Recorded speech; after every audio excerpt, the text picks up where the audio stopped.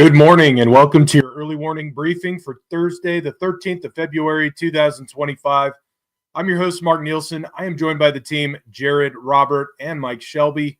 Let's jump right into Inside the Beltway. Robert, could you please take us through your items for the day?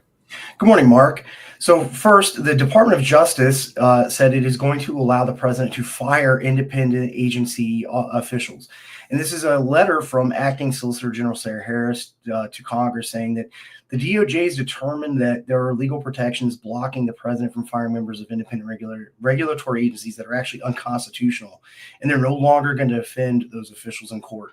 And Harris also said that the DOJ is going to push the Supreme Court to overturn a 1935 decision that blocks the president from removing officials from independent agencies. And then the 8 recently fired inspectors general at 8 federal agencies are suing the Trump administration, and they're alleging their terminations violated the Inspector General Act. And this requires the president to notify Congress 30 days before removing inspectors general. And yesterday there was a hearing in the House on in the House Agriculture Committee, and an ag economist named Dr. John Newton said that net farm income has actually dropped 26% since 2022, and farmers are more heavily relying on ad hoc government aid to stay in business. Some other expert witnesses said that there's uncertainty over tariffs that is driving input costs upwards because suppliers are preemptively increasing costs and limiting sales due to these March 4th, these anticipated tariffs to take effect on March 4th. And we talked about this for a while now, that ag economists are warning for roughly the last year that the U.S. farm economy is either in or on the brink of a recession. And retaliatory tariffs from major U.S. ag export buyers, including China, are going to hit U.S. farmer income, while blanket tariffs that are supposed to take effect on the 4th of March are going to increase the cost of key inputs like fertilizer. All right, thanks, Robert. And then in terms of hearings for the day, we have nothing significant to report, but we will be on the lookout monitoring some of these Senate hearings. And if any significant developments do take place, we'll be sure to report those back to you and provide some analysis of that. All right, thanks, Robert. Let's move over now to our roll-up items for the day. Jared, could you please walk us through the roll-up items? Absolutely. So Panama is working to repatriate Venezuelans. Panama currently doesn't have diplomatic relations with Venezuela, but they are prepared to work with third-party nations and potentially even reopen diplomatic relations in order to facilitate the repatriations. China launched its second batch of low Earth orbit internet satellites to compete with Starlink yesterday. And there was an incident over the Paracel Islands just 2 days ago. A Chinese jet released a bunch of flares near an Australian P-8A Poseidon, which came dangerously close to actually being ingested by the aircraft. And China's accusing Australia of violating Chinese sovereignty and endangering Chinese national security due to the flyover. And lastly, over in Europe, the head of the German Armed Forces Association said that Germany's armed forces are less than 50% ready due to the aid provided to Ukraine and a busier drill schedule consuming their equipment. The same official said that they were at 65% readiness prior to the Ukraine war. All right, and we'll definitely be talking a little bit more about that as we jump into our warning items, but thank you, Jared. All right, for the warning items for the day, Robert, I'm going to bring you back up here. It looks like we have been talking a lot about how deportation and some of these migrant relocations and the crackdown really on illegal immigration here in the United States, that there has been resistance to this. What are we seeing? What are some new developments that we have over North Carolina? Yeah, Mike here. I was listening to a podcast this morning, and there's a group called SEMA based out of Asheville, North Carolina, which is not very surprising. Asheville is kind of like the Portland, maybe of at least of North Carolina, maybe the Southeast. And SEMA is in English stands for Immigrant Fellows in the Mountains in Action. And it's a kind of a migrant defense community. It's a pro-migrant non-governmental organization. And on this podcast, which was an anarchist podcast, they described a little bit how the organization operates. A lot of this stuff's not surprising, and a lot of it also we knew, but I'll take you through it. So SEMA is hosting these Know Your Rights workshops, which have been taking place all over the country. And they say that they want to better organize, prepare, and educate the broader community about immigrant rights. The organizer on this podcast says that most of the arrests that are being made by federal law enforcement right now are for illegal aliens with no criminal record, at least in that area. And then Also, SEMA teaches illegals to not answer questions if asked by police, also to remain aware of suspicious vehicles that could be law enforcement at workplaces. Apparently, there's a lot of undercover plainclothes enforcement going on. I'll get to that in just a second.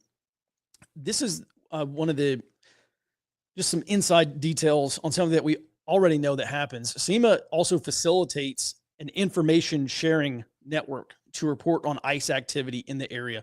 And this is specifically to help illegals avoid law enforcement. So there's this nationwide group called ICE Watch, and that's a separate formal organization. But this organizer said that she hopes that ICE Watch grows on a national level so that more illegal aliens are aware. And here are some images that were shared by SEMA. These are North Carolina state trooper vehicles. So these are people within the SEMA network taking photographs and sharing location information for law enforcement. Again, for the purpose of alerting illegal aliens to avoid the area or leave their workplace. And the organizer is reporting an increase in undercover law enforcement activity in that greater Asheville area, Buncombe County also. But SEMA, they say they're unable to determine whether it's local sheriff's deputies or federal law enforcement like ICE. They also said that the Buncombe County Sheriff's Office, which is the county where Asheville is not actively participating in these arrests for immigration holds, but neighboring Henderson County does. And so they're basically saying it's a lot less likely if you get arrested in Buncombe County that you are going to be detained, turned over to ICE, and deported. And then also the organizer shared some advice here, and I'll just tell you the quote. She said, quote, "And I would also say to start joining protests in your local community to cause disruption. We need to disrupt because there are unjust actions against the immigrant community." So it's important to keep in mind these types of groups seem as local to Asheville, but these types of groups exist all across the United States. And if you just look at a lot of these are quote unquote migrant aid groups. So they maybe offer food or maybe like rent assistance or some or legal assistance for people who are arrested or detained or people being investigated for being here illegally. But some of these groups, the next move for them is to start actively facilitating protests and potentially direct action demonstrations because the escalation ladder is protests saying, we don't agree with this and we don't like these laws. We don't like they're being enforced. It's fascist, whatever. And then you move into civil disobedience. And then after that becomes possibly violent resistance against immigration enforcement. And that's the most dangerous course of action that we're still looking at. Thanks, Mike. This does dovetail into our next item that we have on our warning items is right now there are calls for Trump resistance and American spring within the Trump resistance. So we have a former Energy Department official and the Presidential Climate Action Project executive director. His name is William Becker, and he is calling now for Democrats to begin a 2026 midterm campaign on removing Donald Trump from office, which he has characterized as an American equivalent of an Arab Spring. So this would be like a pro-Democrat, non-governmental organizations would be kind of collecting together and launching an 18-month coordinated communications campaign to support Democrats in the midterm. Now, Democrats are really unlikely to win enough Senate seats to remove Donald Trump from office, and they would need to be able to flip the House to introduce articles of impeachment. But it does remain possible that this Trump resistance could look for extra legal strategies to oppose the Trump administration as it exhausts legitimate political options, including lawsuits and congressional actions. Mike, I mean, do you see these things? Now we're talking over a little more official. We're talking about a former prominent Democrat who's kind of wanting to work within maybe a little of these more overt organizations and NGOs. I mean, do you see a confluence of these two efforts that we've been talking about? Potentially, the Trump resistance, they're still kind of flailing. I think they're still trying to find a strategy. They're still swinging at pitches right down the center. They're just not connecting. They're not building this mass resistance movement like they want. But I will say this, what this guy's talking about is an American spring would be a popular revolution. So we are talking about low intensity conflict here. We are talking about actual warfare, even though it's more political and social and economic warfare as opposed to violent forms of warfare. You look at these mass movements and they are caused in part by grievances. And so what they really need to build something like this, some mass protest movement, some mass political defiance, like a popular revolution or a color revolution against Trump, they've got to have some political, social, or economic grievance. And the more widespread the grievance and the more acute the grievance, the more negatively more people are affected, the larger that you are going to have these popular reactions.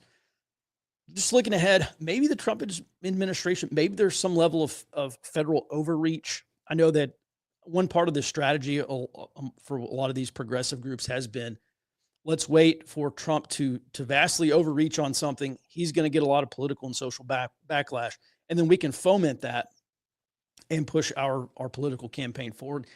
Maybe that's going to happen closer to the midterms. One thing that concerns me is the potential for increasing economic hardship. We just saw some latest data come out, CPI, Consumer Price Index, and this is something we knew a month or two ago also. Inflation is starting to tick back up. And so I think the biggest risk for the Trump administration is that economic hardship kind of accelerates some of this political backlash.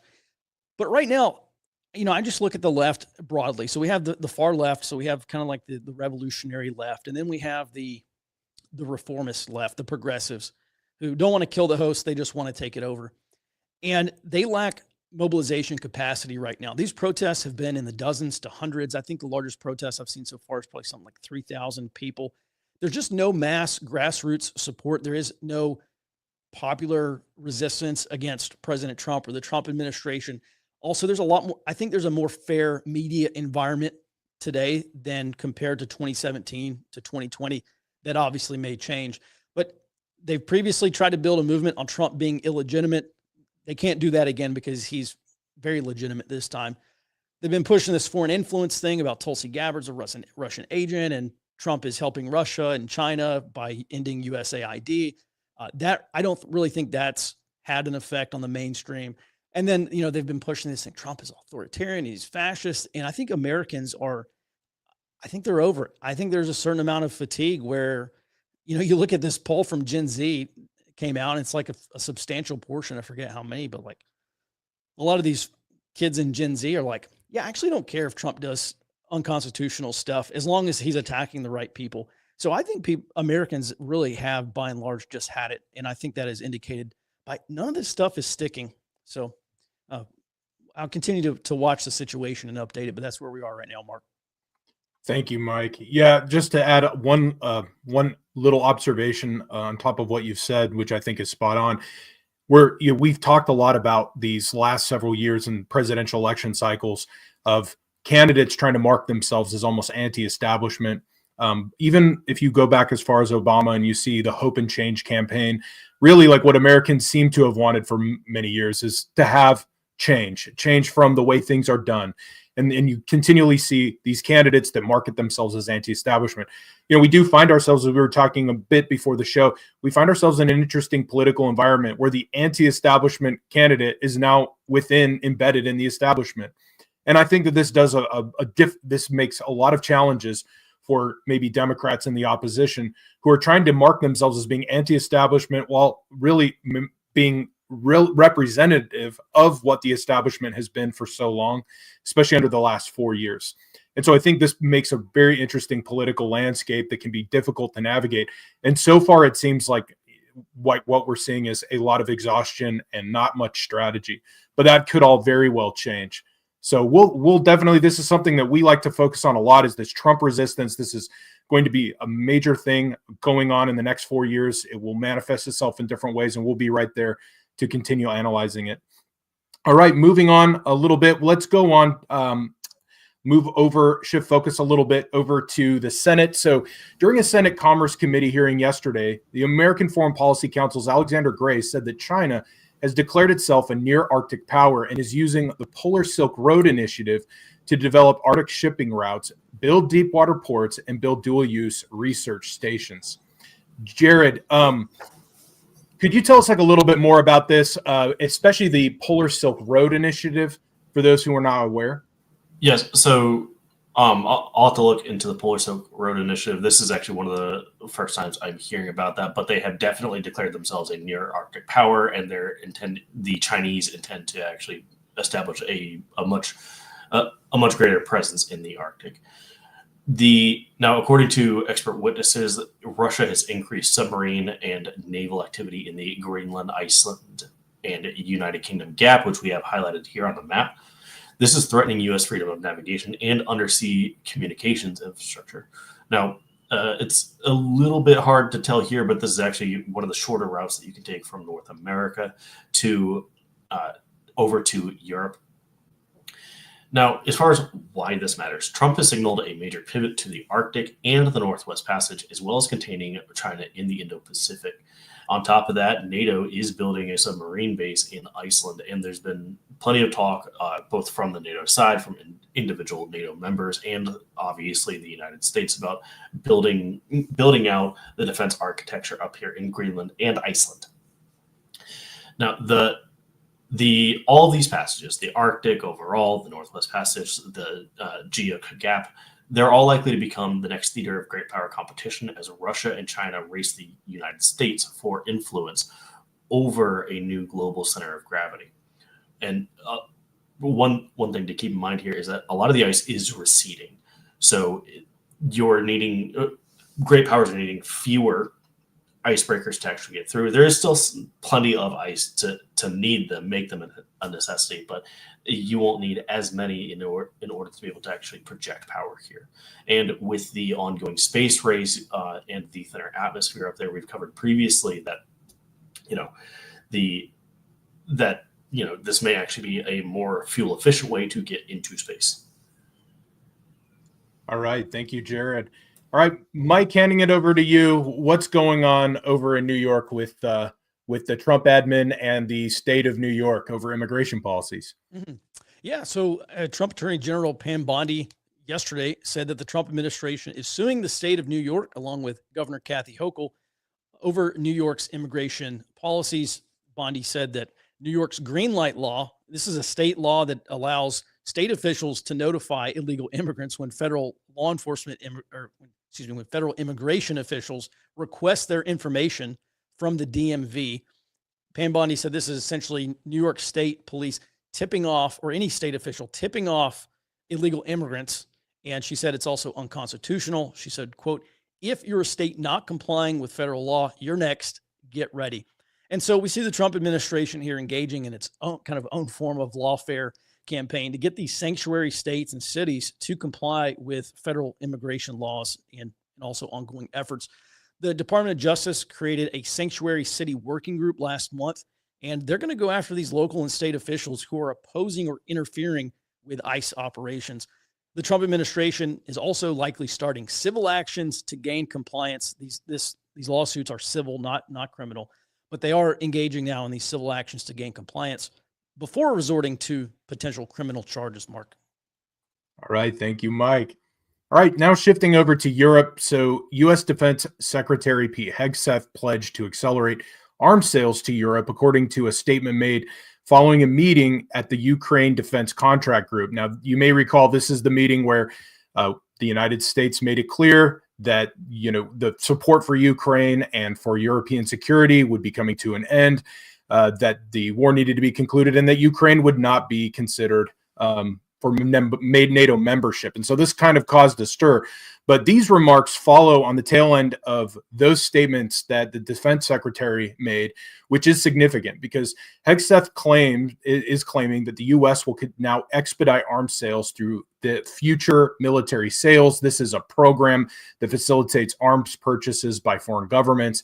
And this announcement coincides with NATO Secretary General Mark Rutte's ongoing campaign to pressure Washington to cut regulations and speed up the process for arms purchases from the United States. Now, this is significant, and in perspective, Russia last year, its defense spending surpassed Europe's combined military expenditures of $457 billion, according to the International Institute for Strategic Studies. They came out with a military balance report for 2025. Now, one thing I'll add here is sometimes people will compare numbers and they won't take into account that we're dealing with rubles over to euros and dollars. And then also that there is a purchasing power parity that exists in Russia, where Russia has very cheap inputs. And so the kind of what bang for their buck that they get, the value of that has actually now surpassed that of Europe. So Why all this matters is with the Ukraine war winding down and Washington shifting its focus to Asia, Europe really needs to reset its overall security strategy and to increase its defense spending. Now, Root and an influential bloc of European countries, this would include Poland right now, which is now the president of the European Commission. They have long supported increased arms sales and an expedited procurement process for these arms from the United States. And if they do get their way and these reforms do take place, this will have major implications for NATO, for the U.S.-European relationship, and then also for the U.S. defense industry. Now, one thing to keep in mind here is that even if these reforms do go through, even if we do see expedited sales, even if Europe is able to rapidly rearm in the future, these reforms will probably take a long time. They'll have some delays because right now, the U.S. defense industry, our arms manufacturers, are currently at maximum capacity. And so there are likely to be delays. But nonetheless, if these reforms are allowed to take place, if we're able to see a streamlined process, this will only strengthen the U.S.-European relationship and really help Europe to rearm. All right. Now moving on over to Jared. Jared, it looks like Trump's announced additional tariffs. What's going on there? Yes, not quite yet. He is expected to announce additional tariffs, but these will be on, they will be on pharmaceuticals, automobiles, and semiconductors, with some considerations for exemptions. Now, these tariffs target key supply chain weaknesses that here at the Early Warning Team we've highlighted over the last couple of years. Robert's done a great job covering the pharmaceuticals, and I think Trump is likely trying to reshore these industries in order to prevent shortages. The pharmaceutical industry is largely controlled by China and India, just when looking at by volume. Both of these require at-risk supply chains in the event of a Pacific War. Semiconductors are similarly at risk, but the primary manufacturer of high-quality semiconductors, TSMC, they're actually already in America looking for ways to avoid tariffs. We covered that, I think it was yesterday. So the timing of this announcement is likely to pressure TSMC into a much more secure manufacturing process here in America. And Trump's tariffs are always keep in mind with Trump's tariffs, they're a negotiating tactic. This is to make it more profitable for companies to shift production back to the United States or potentially over to a nearshoring nation. That way, the U.S. can secure its supply chains. Several nations over the past week have actually taken proactive measures, which we've covered here on the Early Warning Network, in order to avoid these additional costs. And I expect more of the same to come out of this. And Jared, this does kind of dovetail into your next item when we're talking about additional tariffs and duties on things like steel and how this has been pressuring other countries and their behavior. What's going on with these steel duties in Vietnam? Absolutely. So Vietnam's foreign ministry spokesman said this morning that Vietnam is ready to negotiate on Trump's new 25% tariff on steel and avoid the reciprocal duties proposed because, as with most nations, they have a pretty sizable trade gap in their favor that Trump would like to close. According to the International Trade Administration, Vietnam only made up about 2% of steel imports, which is shockingly similar to China. That was back in 2023. But America was Vietnam's fourth largest customer in the same year. So it's very important for Vietnam to try to get these reduced. Now, I don't think Vietnam's going to give up their steel industry and move this one back. That doesn't seem like the play that could be here. However, Trump's State Department may offer lower tariffs in order for other things that that would make America safer, stronger, more prosperous, something we've been hitting on for a while ever since the State Department released it. I see two potential ways this could go, potentially more security commitments to the South China Sea because Vietnam has been very good about it, but not up to where they could be. However, Vietnam does not have a lot of trade with Japan for steel, and Japan will need steel for its ship production capacity. So we may see a third-party mediation for a new trade deal between Vietnam and Japan, which would bolster the Indo-Pacific economic framework we've talked about quite a bit. Thanks, Jared. That's a great point, underscoring the relationship between security and these tariffs. Often, if we just look at this as these are economic measures, you'll kind of miss the forest for the trees. What we're really seeing is we're seeing the Trump administration kind of doing a whole full court press on all these items. this goes right back to what we were talking about with Europe. Many of these security guarantees will also have the threat of tariffs behind them. And so this is going to be an interesting approach to foreign policy from the Trump administration, looping in countries like Vietnam, but also it impacts places like Europe and South America. All right, so moving on to a couple questions that we have. We have a few minutes left. And Mike, I'd really like to get your take on this one. So we did have a question in the chat from Bad Wabbit asking about some of these foreign gangs, so Tren de Agua and MS-13, that they've been declared terrorist organizations. And the question is, do you believe that we are going to start seeing these groups arrested and actually tried on terrorism charges? Do you have any thoughts on that, Mike? I know ICE and the FBI and Homeland Security Investigations, HSI, have been making arrests routinely, multiple per day, of these Tren de Aragua Venezuelan gang members. I've not seen them charged with any terror-related offenses yet. MS-13, I'm also not sure. I don't see why not, but it's just like with any prosecutor. You've got to have a solid case on domestic terrorism charges. So I think being a member of a foreign terrorist organization, sure, you could slap charges on there. But I'm not, I don't know. I'm not a legal guy, a prosecutor guy, so that's my take. I just haven't seen it so far, I'll say that. All right. Thanks, Mike. Other question that we have, and Jared, I'd like to get your take on this one too. So we did have a question from Jonathan Snodgrass. The question is, being that Mexican cartels and Chinese triads and the CCP are so interconnected, could actions against drug labs in Canada and Mexico spark conflict both internally and the Westpac? What do you think about that, Jared? So a lot of this interplay is going to be in Mike's realm here, but as far as any advantage that is gained by the Chinese, one thing to keep in mind is that if they are involved, if the government of China is involved, they are doing so. They're involved to maintain plausible deniability, acting out because of any kind of